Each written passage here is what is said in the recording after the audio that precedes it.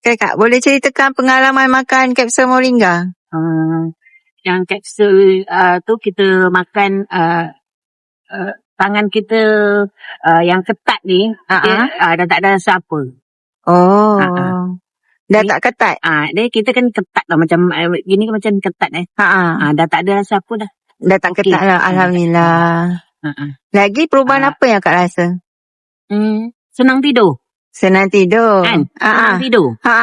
Selalu memang susah tidur, jadi senang tidur. Waktu malam tu memang senang. Kadang tak boleh tidur malam tu. Jadi bila kita makan pil moringa ada kapsul tu, senang tidur. Alhamdulillah.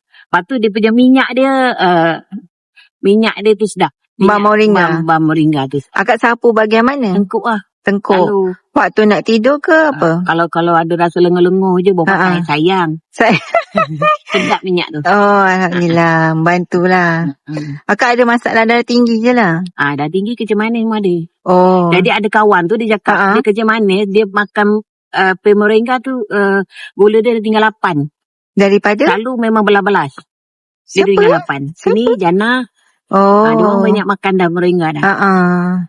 Moringa lain ke moringa Aziz punya? Moringa yang Aziz buat. Alhamdulillah. Terima kasih Kak.